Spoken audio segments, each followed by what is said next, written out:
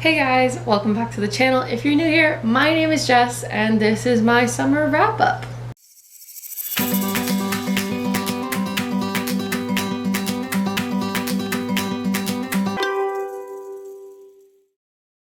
So this is the wrap up for the months of June, July, and August, of which I read 7 books, so not the greatest set of 3 months, but yeah, it was good months overall. I have a couple 4 stars, I think 2 5 stars, and then there were some that weren't so great, which, you know, you're gonna have a mix. It's gonna be good and bad, but yeah, let's just get into it.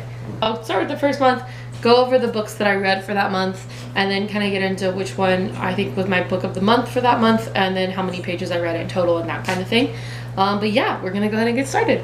The first book I read in the month of June was really good. I rated it a 4 star, and that is going to be The City We Became by N.K. Jemisin. I thought this book was great. I know it had a lot of hype when it first came out. It's been out, I think, for a good couple of years now, and I finally picked it up. It took me long enough, but I loved it. I thought it was such a cool, imaginative story. I've never really heard anything like it before. I thought it was so unique, so well written, so well done, and it had me going from page 1. I read this very quickly, but yeah, I loved it. I loved it a lot. So basically, you're following this boy, and he is New York. So he is the city. He can feel everything the city feels and everything like that. And you meet him in the very first chapter, and something happens to him, and he gets in a fight, and he kind of disappears. And so then all of a sudden, these different people around New York become the boroughs of New York. So we follow Manhattan, the Bronx, and Brooklyn primarily are the 3 that we follow. And it's these 3 people that just really emanate the feeling and the culture of those different like divisions of New York, and they are tasked with finding the guy that is the complete of New York now that they've become the city, and basically saving the city and saving their lives and everybody in the city. And they're fighting this big giant monster like the lady called the Lady in White, and it's so high stakes.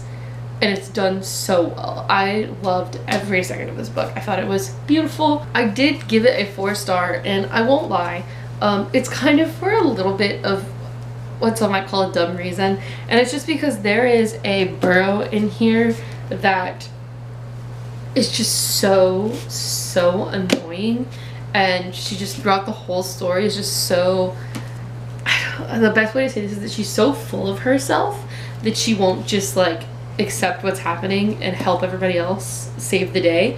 Instead, she's got to be a little throw like temper tantrums and cause even more problems for everybody. And I just hated her so much that it knocked down a star, just because I absolutely despised her, and it just made me so mad every time I was reading from her perspective. Every time I was hearing about her, I was so angry because everybody else is going through all these links to like save her and make sure she's okay and whatever, and she's just not having it, and it just made me so mad. But that's the only reason it got a 4 star. As far as like the actual writing and the story itself, I loved it. It probably could have been a 5 star. It probably should have been a 5 star, but you know, it's my choice to rate it what I rate it, and yeah, that's what I did. But this was our first book of June. And then my second book of June was This Is Where It Ends by Marieke Nijkamp, I think is how you say it. I don't know. It's a very weird name, but This Is Where It Ends.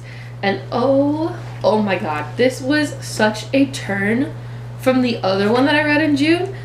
These were the only 2 books I read in June, by the way. I was very busy in June. This is a thriller. It is a thriller, and it follows these kids as they're going through a school shooting, which is so hard to read about, but it's a good thing to read about because you should understand like the fear that kids feel in these situations, because it's a very real problem in America today. But politics aside, this was a beautifully written book. You felt the fear all the way through this. You felt the fear, you felt the stakes. You were so scared for these kids, you were scared for yourself. You couldn't, like, everything that was going on. It was just absolutely insane.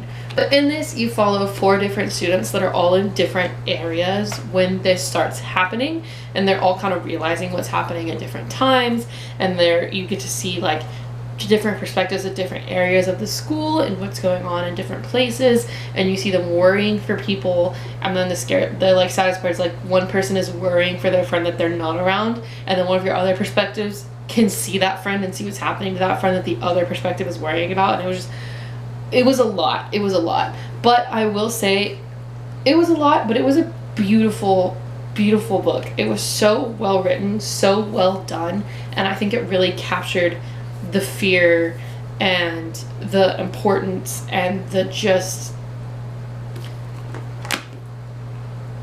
all of the feelings that these kids could feel at that time in that situation that a lot of us probably don't understand because we don't have that context in our real lives. But it was so well done. I could not put it down. I read it literally in a day. I could not stop, straight through, and it's such a good book. But this one got 5 stars. I definitely will warn you, if you do go to read this one, major trigger warnings, okay? It will make you feel terrified. It will make you feel so scared. That's the point of it.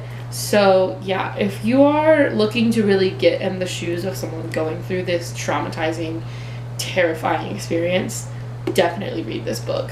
If you are a lighthearted person, I would not recommend picking this book up, but it was beautifully written, beautifully told. I loved it. I adored it. It was 5 stars, and it ended up being my favorite book for June. So it is my June book of the month, which those will all come together in my year wrap up later. We'll go over all of them, but yeah, this one is the second book that I read in June. So next up, we have the 2 books that I read in the month of July. The first one being A Fragile Enchantment by Allison Saft. I have this beautiful Owl Crate edition of this book. It's got pink sprayed edges. It's like this pink brick all the way around. Beautiful artwork on the inside. It's bright pink book cover underneath the dust jacket. Love the aesthetics of this book. Cannot say the same for the inside. I ended up giving this 3 stars, which is not the worst, but it's definitely not the best. But in this one, we follow a girl, and she has magical powers that have been kind of passed down through her family. She's from this like really poor village on this really poor island. She has the power to kind of like weave enchantments into clothing that she makes, and anything that she sews, basically tapestries, clothing, anything. And she, because of this gift, is called to go to another country and make the wedding garments, like the wedding dress and the wedding suit, for the prince of this country who is betrothed and is getting married this year. And he's a very unlikable prince, okay? He's young, he's very much not the favorite to anybody in the kingdom. He does his own thing, he's very rude, he's very unlikable. Nobody likes him, you know, your cliche. She's very sunshiny, he's very not sunshiny, and it just, you know, it goes just about the way you think it's gonna go. They get there, they meet, they are forced to work together, they hate each other, and then all of a sudden they realize that they love each other, and then they can't be together because he's betrothed and she's a common person. And then when I tell you that this was a story that has just been told way too many times at this point, which is why I give it a 3 star. I didn't go lower than that because it was told very, very well. Allison Saft wrote it beautifully. It was a great book. It really was. I read it very quickly. I enjoyed it while I was reading it. It's so overdone at this point, and it's also my fault because I'm the one that keeps picking up fantasy romance, which ends up right along these same lines every single time. But yeah, it didn't have enough in it that made it unique enough for me to enjoy it more than a 3 star. But overall, it was a really nice book. It was a really good book. I do think it is worth reading if you are someone that likes fantasy romance and you're into that same trope, same storyline. It's just comforting to you. Definitely pick this one up. But I didn't like it as much. And then the second and final book that I read in the month of July was They Both Die at the End by Adam Silvera. I loved this book. I gave it a 4-star. I didn't give it a 5. This takes place in a world where there is a company called Deathcast, and Deathcast is a company that has a list of people that are going to die every single day, and their job is to, at midnight or shortly after midnight of that day, like the very beginning of that day, is to call everybody on that list and let them know that they will be dead by the time that day ends. And our two main characters, who are these two teenage boys in very different situations, both get this same call on the same day. And so they both are just freaking out because they're gonna die and they don't want to die, and all this is happening so fast, and they run into each other and they become the best of friends.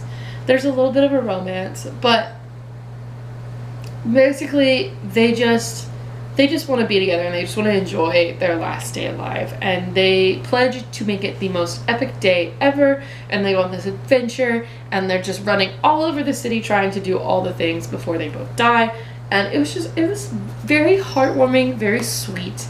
I think it was beautifully written. I think it was such a cool concept too, because it was so crazy to be in their heads where like they know they're gonna die before the day's over, but they don't know when that day, they don't know how, so they're trying to be cautious but also trying to like do everything that they want to do. And so it's so interesting. It was so beautifully written, so well done. I love the way this was executed, and I gave it a 4-star, which means it did end up being my book of the month for July. I loved it and it was beautiful, and I definitely think you should read this one. For our last month for this wrap up, it's going to be August, and I completed 3 books in the month of August. The first one being The Midnight Library by Haig. This book, I did not enjoy this book.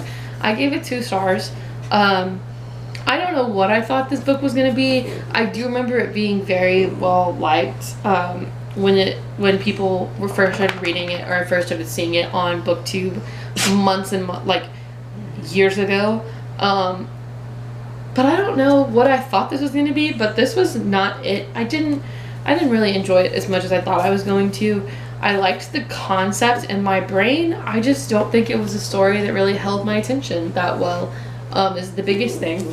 But we follow a girl who basically commits suicide in the very beginning of this book. Trigger warning. She commits suicide, and instead of dying, she goes to this in-between place, which is a library, and her like childhood librarian is there. She basically tells her like, hey, you've had this is your book. She gives her a book and she's like, this is your book of regrets from your life.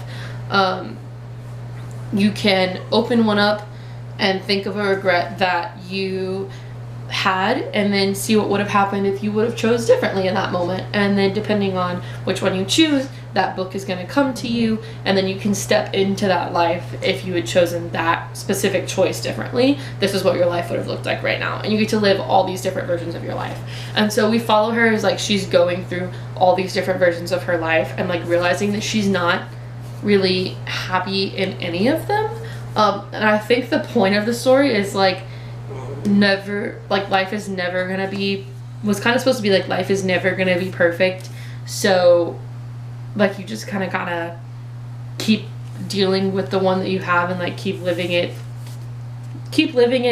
like the way you're living it, rather than like wishing that you had made a different choice. Like just try to make the one you have now like the one you want, I guess. I don't know, it was a lot in a very small book. But it was so much happening. I don't know why it didn't hit with me, but this story really didn't hit with me, and I wanted it to so bad, but it didn't. But yeah, that's this one. I really can't say anything much more about it, other than, yeah, I did read it, I did finish it. It is a 2-star. I probably will be unhauling it because I don't see a need to keep it on my shelf past this video. But yeah, that's this one. And then the second book that I read in August is going to be Passenger by Alexandra Bracken. This book I have had on my shelf for 5 years, I think, and I never picked it up. And I finally picked it up, and I did enjoy it. It was not the greatest. I did give it 3 stars, but I did thoroughly enjoy the story enough that I am going to read the sequel, mostly because I also have the sequel over there on my shelf already, so why not read it? But it was pretty good. This is a fantasy about a girl who doesn't realize that she's in a fantasy world. She lives in New York. She plays the cello. She's so great at it. And then all of a sudden, all this crap goes down as she gets thrown through a portal. And she didn't even know that portals existed. She gets thrown through a portal and she time travels. And she finds out that her mom is part of this time traveling organization. And she's been on the run from the rest of the members of this organization for years. And she had no idea. And so she gets thrown into this life of time travelers where she can time travel and other people can time travel, and they're all looking for her mom, and they're looking for this object that her mom supposedly stole, and she's trying to save her mom and save the rest of the world and stop these people from doing bad things. And it gets very crazy very fast, but it was very well written, very cool. I loved it. There's a romance in here. I loved the romance. I thought they were so great together. I thought it was done so beautifully. And then at the end of the book, I hated the romance for specific reasons. This book made me so mad. I legitimately physically screamed out loud at this book at points in time. That's how invested I was in it. But yeah, I thought it was so well done. I thought it was so beautiful. It is I don't quite think it's middle grade. It is a little bit older than middle grade, but it's definitely like young adult. I definitely think this would be a great book for like middle schoolers, young, like high schoolers. I think this is a great series. I can't really say series yet. I haven't read the rest of it. But I think this is a great book if you are interested in fantasy and you are a younger reader. I think this is a great place to start. But yeah, overall enjoyment factor, loved it. Did give it a 3-star, just because at times it did feel like it dragged on quite a bit, especially towards the beginning. It got really slow and kind of info dumpy, so I struggled to get through it for a little bit, but once you pass that halfway point, it just goes. It goes and you never look back, and it was really beautiful, and I'm excited to pick up book 2 eventually. And then last but definitely not least, because just like the other months, we followed the trend of where the last book I read that month ends up being my favorite. The last book I read in the month of August was The Love Hypothesis by Hazelwood. 5 out of 5 stars. I mean, I don't think Hazelwood can do wrong at this point in my eyes. Loved this book. So this is obviously a romance. It is about this girl who is doing her doctorate, so she's getting her PhD at this school, and she is doing her like interview, I guess, at the very beginning, and she is having issues with her contacts and they come out so she can't see, and this guy walks into the bathroom and she kind of walks into him, and he kind of talks to her through her interview or whatever, and like cheers her on and that kind of thing, and she has no idea who it is because she can't see him. And then we fast forward months later, and she's actually got into the PhD program, and she's working in this lab, and she is lying to her friend about having a boyfriend. And while she's lying to her friend about having her boyfriend, her friend kind of walks in on her in the lab, and she freaks out, and she decides to grab the first person that's closest to her and kiss them out of nowhere, just to make her friend think that she's actually dating somebody. And the guy that she grabs that happens to be closest to her is none other than Dr. Carlson, who is the big bad professor at the school that is just like so grumpy and everybody hates.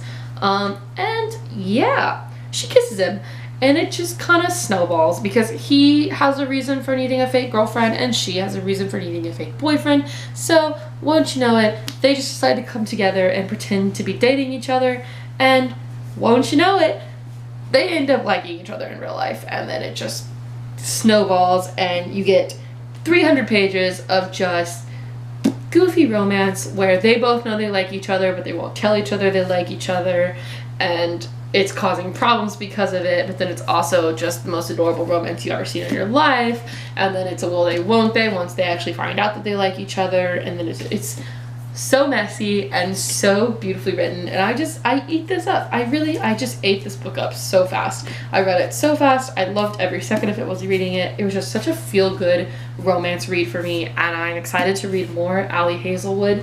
Yeah, 5 out of 5 stars. Top book of August. Loved it. So those were the 7 books that I read this summer.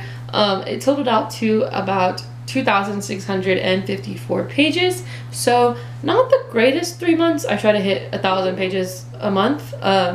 Was pretty close, but I think definitely June and July did kind of slow me down. I only read 2 books a piece those months, so it wasn't the greatest, but you know, I enjoyed the books that I did read. And yeah, so that is all for this video. If you have read any of these books and you agree with me or disagree with me, leave a comment down below. I would love to know.